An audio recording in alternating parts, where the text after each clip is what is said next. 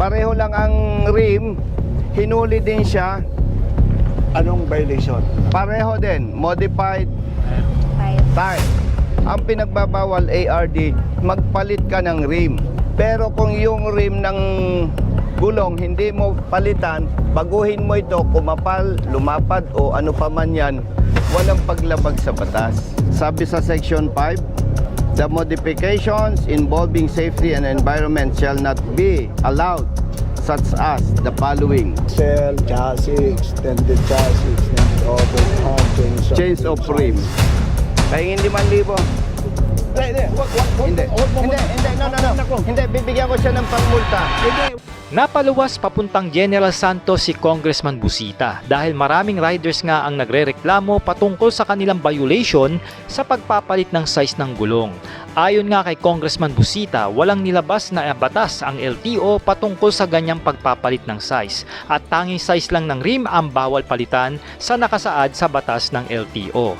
Nagkainitan na nga rin si Congressman Busita at LTO Regional Director dahil dinidepensahan ni RD ang mga tao niya kahit mali na ito ng huli. Tara mga brothers, panoorin natin ng buo ang video.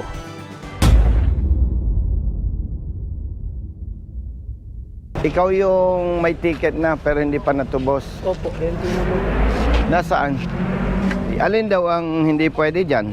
Ito daw po, papalitan daw dapat po 80-80. Yung kanyang rim, base sa specs ng ganitong motorsiklo, Suzuki Raider, okay yung size niya. Yes, boss. Ang sinasabi ng humuli, dapat palitan yung goma. Ang sabi ay Papalitan daw po ng 80-80 po. 80-80. Sa mga riders, makinig kayo ha. Nandito tayo para yung mali ay maitama at wag nang maulit pa. Okay?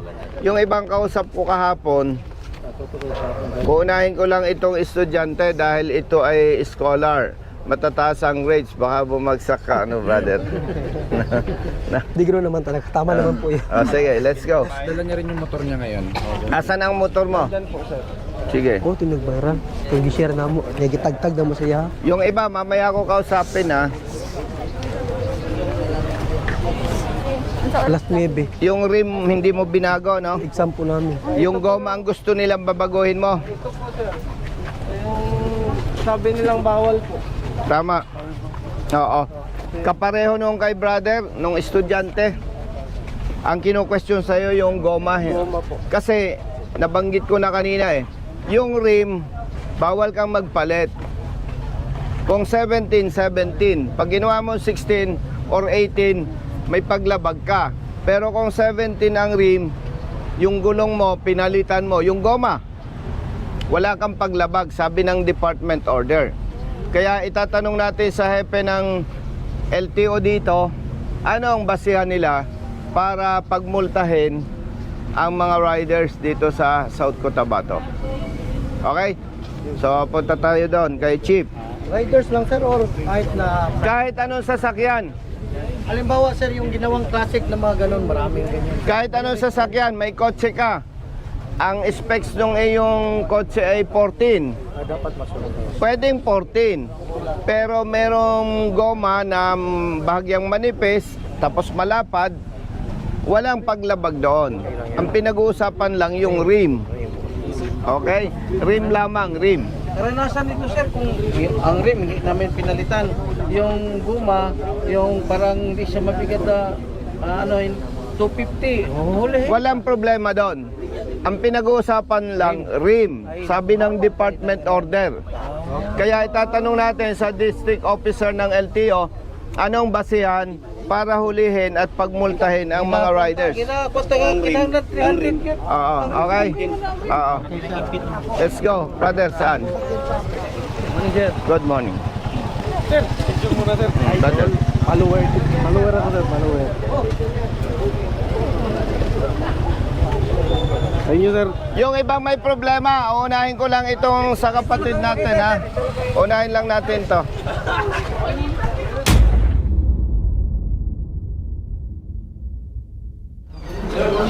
Good morning, brother. Muslim brother? Yes. Ah, Sir, pasok po kayo. hintayin ko lang.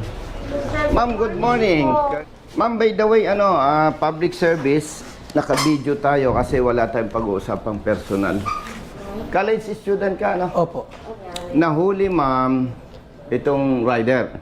Kailan po yan, sir? May petsa dito, September 10, 2025. Sino po ba itong enforcer mo na ito?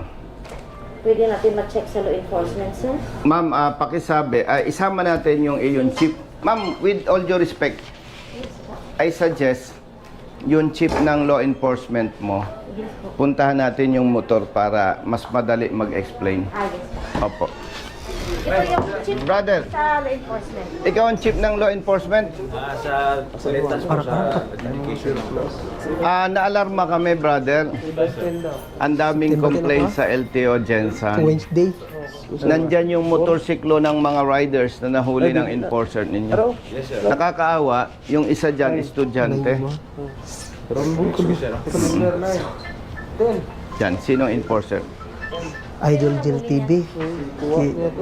Tapos gikuan niya, Kalayo pa. nag-reaction ito. Megabon? Megabon. Chief, punta natin yung motor para actual ko ma-explain. Dalahin natin to. Tama-tama. Good morning, kuya.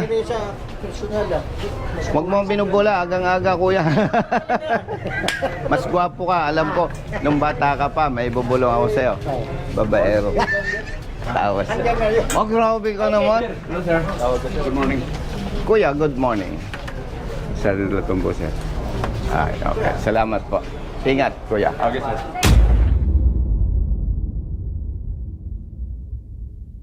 Taga rito ka. Opo, sir. Tubungkit na po, pero from Marawi City po, sir. Kapatid na Muslim ka? Yes, sir. Paranaw. Alam mo, brother, ang gusto lang naman natin, tamang Yes po, kuya. apprehension. Opo, sir. Dapat lang, sir. Palagi kitang napapatawid sa sir. Brother, ikaw ang inspector? Yes, sir. Good morning. Nandito ako, hindi para makipag-away sa LTO. Yung mali na panghuhuli ng tao natin, gusto nating i-correct kasi kawawa ang biktima. Tama, sir. Tama. Ito, estudyante. Minamadali ko lang dahil may exam pa siya. Paano ang pagkahuli sa'yo? Maliit daw po yung gulong ko sa unahan. Ano daw ang mali dyan? Dapat daw po, palitan pa daw ng mas malaki nito. Yung 80-80 daw po. Kasi hindi daw pasok sa standard. Merong department order. Ang subject, Harmonization of Motor Vehicle Classifications of LTO and LTFRB. Under Section 5, Guidelines and Requirements in the Classification and or Registration of Modified Motor Vehicles. Sinasabi po sa 5.2, the modifications involving safety and environment shall not be allowed, such as the following. 5.2.1, axle modification. 5.2.2, chassis Modification. modification. 5.2.3, extended chassis or body. 5.2.4, additional sidings of dump trucks. 5.2.5, extended overhang. And 5.2.6, change of rim size. Ito, hindi nagpalit ng rim. Ibig sabihin, hindi pinagbabawal ng batas. Ang pinagbabawal ng batas, pag nagpalit ka ng rim, nagpalit ka ng goma, pit sa rim, walang violation. Sir, dyan po yung Assistant Regional Director natin, sir. Yan. Chief, good morning. Thank you again. Nagkita tayo dun sa Congress. Salamat. Ganito ay RD. Yes. Una sa lahat, hindi natin pwedeng ipagtanggol yung mali. Tama. Ang gusto lang po natin ARD, tamang apprehension. Kasi katulad nito, estudyante, ang multa 5,000. Kawawa naman. Ang pinagbabawal ARD, magpalit ka ng rim. Pero kung yung rim ng gulong hindi mo palitan, baguhin mo ito, kumapal, lumapad o ano pa man yan, walang paglabag sa batas. Nandito yung ticket nitong estudyante. Ito yung original po lumabasa. Nilagyan mo ng under protest? Naka-under protest ka? Pag kayo hindi kontento sa paghuli ng ating mga law enforcers o sa traffic enforcers, lagyan nyo dito under protest. Kasi karapatan nyo yan. ARD, Yeah. hindi natin pwede ARD na asahan na lahat ng mga motorista marunong. dapat ang unang marunong po, enforcer natin. Meron dito ARD, kapareho ng sitwasyon, ang motor niya, yan oh. Pareho lang ang rim, hinuli din siya, Anong violation? pareho din, modified tire. Ang multa 5,000. Yes. Pero hindi ko alam ARD, sino sa office ninyo ang nag-advise na maggawa ng affidavit of mechanic. Pag binasa po natin yung affidavit niya, walang ipinag-usapan na ginajustify yung sinasabing violation. Ang sinasabi dito, hindi niya kayang bayaran yung 5,000. Ibig sabihin, kung punto por punto, hindi ito valid ang justification. Tama po sir. Tama po? Yes sir. Pinagbayad siya ARD ng 2,000 lang without valid justification. Ang hinahabol namin dito on behalf of the rider, kung tama ang huli, huwag nating bigyan ng consideration. The problem is, mali ang huli, pinagmulta pa ng 2,000. Yan ang ebidensya. Sabi niyo makapagsalita sir? Yes. Sige. Ito po kasi sir is hindi po ito dito huli na under dito na office. Sa extension office po ito sa Tumblr. Tsaka ito po kasi, kaya po nagtaka kasi hindi po ako nag-require na affidavit. Sige. May tanong ako sa iyo, brother, saan ka nagmulta? Extension Tumblr po. Hindi dito. Hindi po dito. Considering na technically under ninyo, showing the proof na may mali sa apprehension, andito kasi eh. Kaparehong-kapareho nito eh. Makakapag-decide ba tayo IRD about this concern? O doon na lang kami pupunta? Doon pa rin. O sige. Hindi na jurisdiction. O sige. Brother, pupunta tayo doon sa kabilang office. Ito lang estudyante ang ayusin natin. Modified tire sir ang pinilagay na violation. Modified tire. Si Mega po. And ARD, Daan na rin pa rin sa Yes sir. Mas pick-up yun. Napalitan na siguro sir, pero ang stand kasi ni sir is dapat ang violation is if ang rim ang pinalitan. yes. Kasi kambihan na mo, wala pa. Ang tire po? Oo. Opo, kasi mahigit 1 taon na sa akin yung motor, sir. Hindi, pagkakandakop pa. Hindi po. Kano sa mga ganda ko pa? Itong 10. Pizza Jess. Nga, murag daan lagi ni. Dili kay bago magud bago kong ilis Baka gusto ninyo Tagalogin. Mga gani nga Tagalog po sir. ARD, baka gusto mo Tagalogin. Hindi, I mean po, ganito po yun. Hindi nyo pinalitan. o Hindi pa pinalitan? po. Kasi yung Tama na lagi ni. pagpapalit ko po ng tire ngayon, 3 araw before, doon po ako nahuli. Kaya nga, so, Dahil matagal ako sa PNP, alam ko agad yung nagsisinungaling at hindi. Ngayon, ipagpalagay natin, baka nagsisinungaling siya. yes. Nasa ng iyong enforcer. Nasa original At yung office enforcer po. ninyo, dapat papanigan natin, provided may maipakita siyang picture. Ganito kasi sa protocol natin, if you will, kumbaga, Pag under protest, protest. you have to make a position paper that you are correct. Citing all your, kumbaga, yung ebidensya mo na ikaw'y tama. The burden of proof lies on you. No, no, excuse me, ARD. Yeah. Kasi ang nag-aakusa dyan, enforcer mo. Hindi, ngayon nandito na tapos na yung ano. Ito tama, tama ito. Ngayon, Hindi nga po. Mas Pwede. balik ka dito, yung ating officer, yung naghuli sa iyo si Megabon, nandoon. Baka may picture rin siya. Na Tama po, ipinalitan tama po. mo yung gulong mo. Pahingin 5,000. Ang flight ko ngayon, afternoon. Hindi, wag Hindi, mo hindi, muna. hindi, no, Wag no, mo no. muna, Kong. Hindi, bibigyan ko siya ng pangmulta. Hindi, wag na. Ibigay mo lang sa kanya, babayaran mo na, ibigay Siya mo na na para pang magmulta. tuition. Ako nang bahala sa multa. Bigyan mo na lang siya na, pang tuition. O, waka mo. By the way, naintindihan ko si Ako ARD. nang bahala. Ha? Kung lalabas na siya ay magiinig lang sa akin, bias naman. Yes. Oo. Ito lang pakiusap ko, ARD. Once na walang may pakitang picture ang enforcer mo, showing na ang rim ay napalitan. Hindi ang rim, yung hindi. Oh, may violation siya kung nagpalit ng rim, ARD. Tama. Kaya yun lang ang dapat may pakita ng enforcer mo. Yeah. There are interpretation under 4136. Ito nga, ang gulong kasi, kung as perceived, kasali ng rim. Babasahin ko na lang kay IRD. Yeah. Ano to, department order? DO. Sabi sa section 5, the modifications involving safety and environment shall not be allowed, such as the following. Yan. Axle, chassis, extended overhand, chains of rim. rim. Modification man ba? Rim size lang ang tinukoy, ARD. Kasi po, pwedeng kung akin ito, pwedeng palitan ko ito kung anong gusto ko. Medyo malapad, medyo mataas. Kasi ang pinagbabawal lang, ito, hindi ko pwedeng palitan.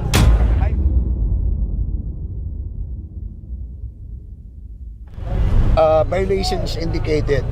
So magkaiba na. Tire at saka rim. Di ba? Nakalagay modified tire. Modified tire lang po yung tinita sa akin. Kaya nga, hindi rim. Hindi po. Oh, so meaning kung babasahin natin itong MO order at saka versus sa itong nilagay, magkaiba. Opo. So that will be settled kasi on our part, siyempre, it is considered upon the legal orders. Yun ang sinusunod natin mga law enforcers. Pag merong kakulangan, so pwede natin masitil yan. After which, there should be an adjudication. There should be a notice and hearing. Ha? Ganon. So, ugma, bakante ka? After class ko po, Ugma. alauna. Okay, I will also notify, inform si Migabon for that. Pero anyway, sagdi lang, ayaw mo kabalaka, the good, the kind Congressman Busita, anyway, nagbigay na ng ganon. Ako na bahala dito sa Parmasitel. Okay, may huling request ako sa iyo, ARD. Yes. Once na na-resolve ito Yeah. at nakita po ninyo na may mali, ulitin ko, kung nakita po ninyo may mali sa part ng enforcement personnel, ang request ko lang po, kasuhan natin Hindi para sa akin po, hindi, walang mali para sa akin. Because they are equipped with our law enforcers, pag nandoon na sa ground, they are considered acting in good faith and with legal orders. Baliktarin natin kung siya ngayon ang nagkamali. mananagot siya. Oh. Nga na. Di ba magmulta siya? Yes. Ay kung mali ang enforcer natin, halimbawa lang, I am not saying na mali nga siya kasi may proseso. Yes.